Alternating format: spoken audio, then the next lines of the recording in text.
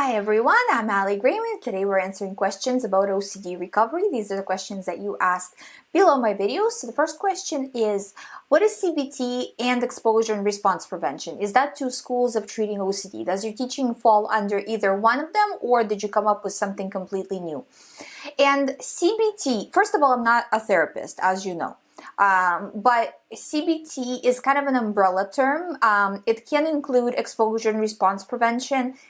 It doesn't necessarily have to. So if you're going to a therapist and they're saying, they do CBT, it doesn't necessarily mean that they include exposure and response. Most therapists know about CBT. They'll know what it is, but not, like I said, that's a general term.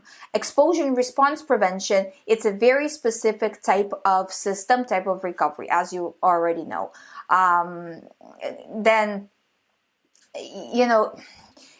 I find that unless the therapist specifically says that if you ask them straight out, are you using ERP or not,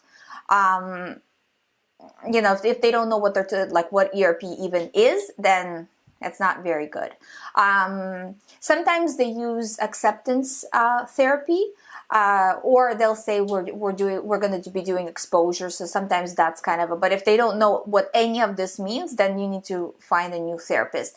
CBT can include exposure and response. It can also include mindfulness. It can also include talk therapy. So it's kind of like it can include a bunch of different things. So if you're lucky, you'll find a therapist who does CBT, which includes exposures or ERP. Is that two schools of treating OCD? It's not really two schools.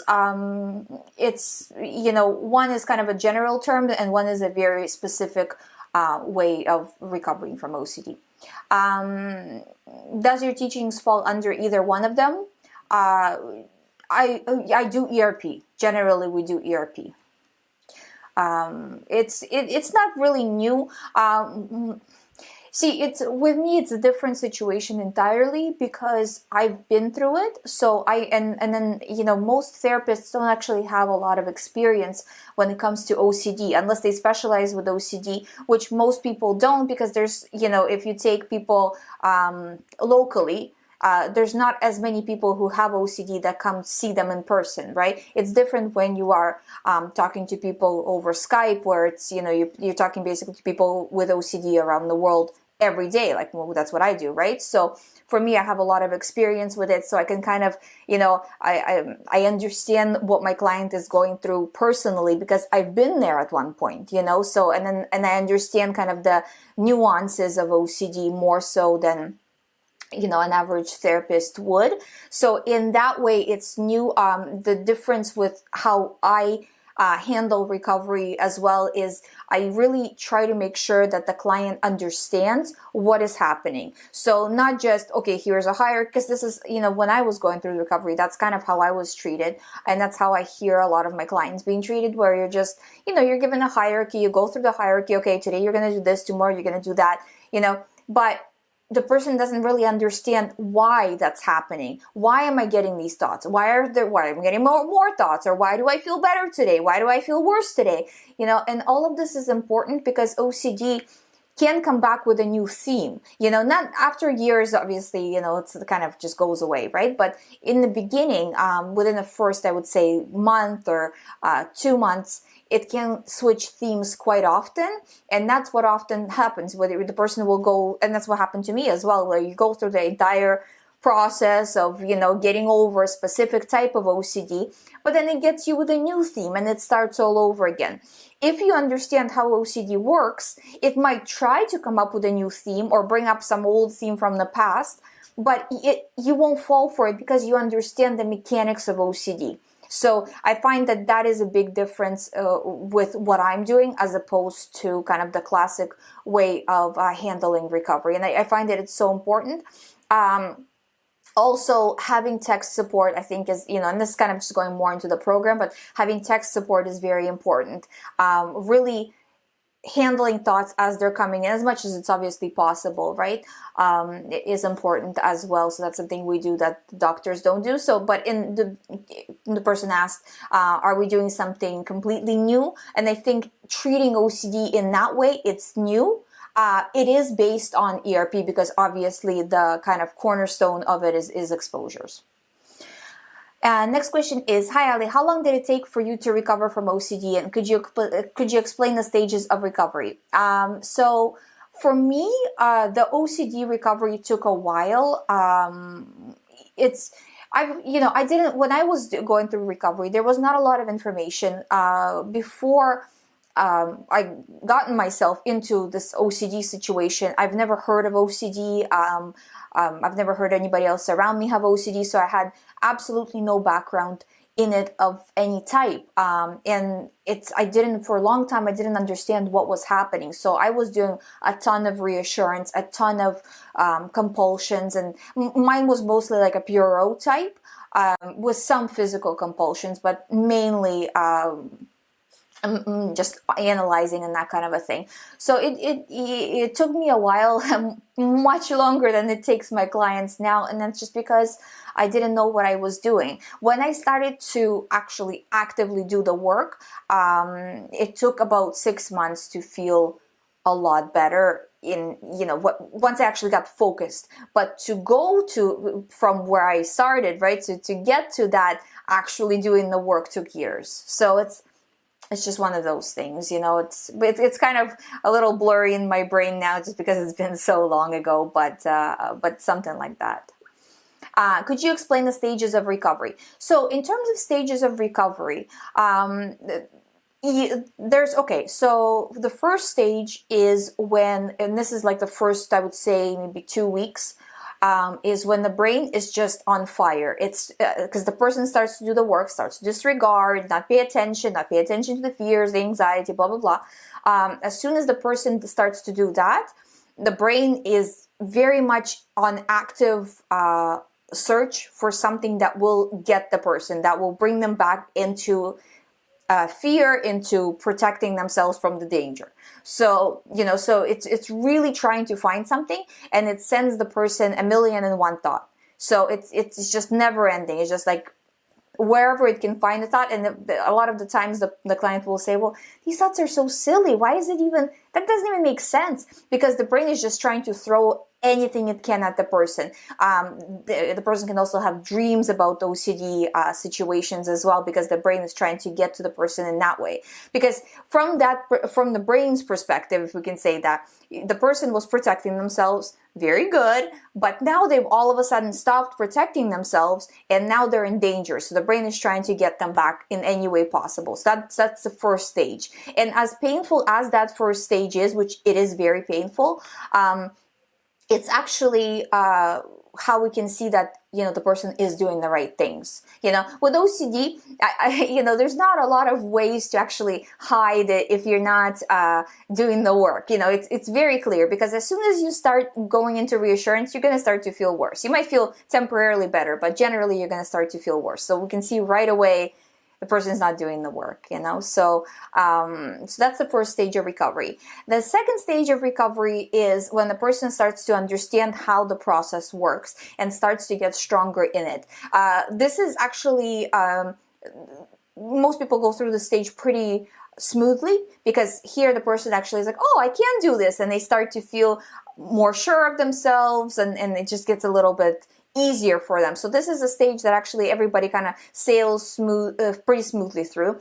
Then I find as they get, this stage is, if say they started at 10 out of 10 OCD in terms of severity, this is like from, I would say maybe 8 to 5. So say the first 2 weeks that we were talking about, where the brain is just sending all kinds of thoughts, that's that, 10 out of 10, then it goes 9 out of 10, then 8 out of 10, 7.5, something like that. Then it kind of starts to be a little bit easier for the person, and then they'll go through all the way until they get to about, say 5 out of 10, right? 4 out of 10, something like that.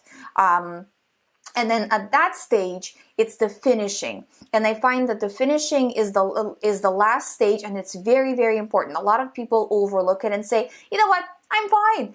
And they're really not. First of all, because the program, well, when I'm talking to clients, I mean, this is based on the stages of recovery as I see them when I'm talking to my clients. So I'm talking from the experience I do have, right? So the last part is, you want to make sure that you are on alert, that not on alert where you're sending negative emotions, but you are careful of where your thoughts are. Like, is this a valid thought? No, okay, this sounds like OCD. So you're kind of watching your thoughts and not just taking everything as it comes. And this is very important to finish the recovery process, to go through it until it's completely done. Not to say like, it's 1 out of 10 or it's 2 out of 10, 3 out of 10, I'm fine, because at that point you are just really living your life. You're doing everything everybody else is doing.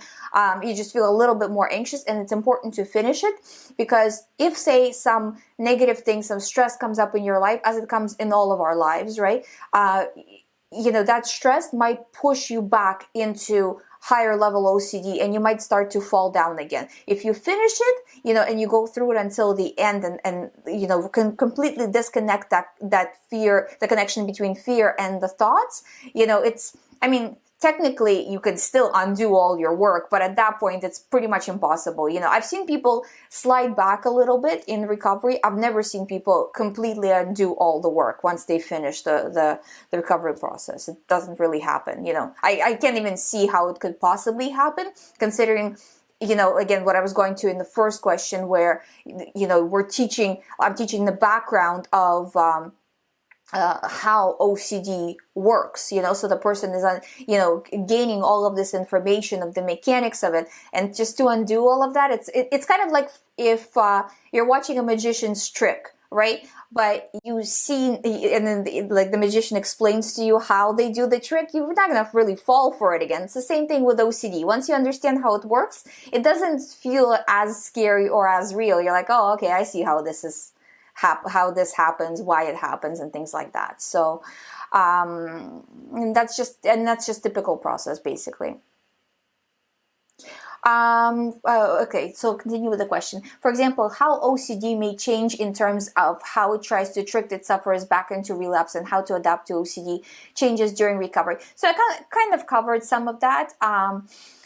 It can change. I find that in the beginning, it really tries to throw everything it can, but then from time to time, it can throw a different theme at the person as well. So that's something that we see. And again, if you understand clearly, this, and this are my themes, I'm not reacting to any of them, and you really look at them from just like an overview perspective, not this theme has to do with this specific thing, nothing specific. Generally, this is my theme. Say if you have, I don't know, religious OCD. So this is my religious OCD theme. It's not this thought or that thought, or it came like this or it came like that. Doesn't matter. This is religious OCD. I'm not reacting. Anything negative to do with the religion, for example, again, I'm not reacting, right? So, and then you're going through like that, you have a lot less chance of getting kind of pulled into it.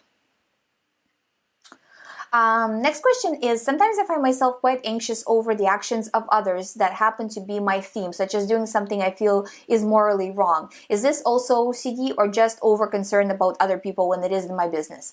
I think because it's already your theme, it kind of triggers you, but you have to focus on what you're doing. If you can kind of help somebody in some way or provide advice, again, if it's actually asked, right? If they're doing their thing and they don't really care, that if it's wrong, right? And they don't really care, it's their issue. Don't get yourself emotionally involved in other people's issues, especially when it's triggering OCD, because it becomes kind of like responsibility OCD, where, well, I didn't say enough and now they've done it. What they did is their thing.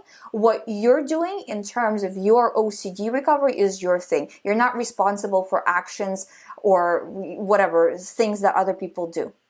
Right? You're responsible only for you. It's not your job to prevent everything from happening. That's a very important thing, especially if you have responsibility OCD, because that kind of OCD can really play on that. That's all the questions I have for this video. I do have as you know, a lot more. So I will be keeping it going, and I will post the next part in, so we're doing 1 day on, 1 day off. So it's so in a day or so. So thank you so much for watching. Thank you for supporting the channel. If you're interested in the recovery program, please visit youhaveocd.com. I will see you in the next video.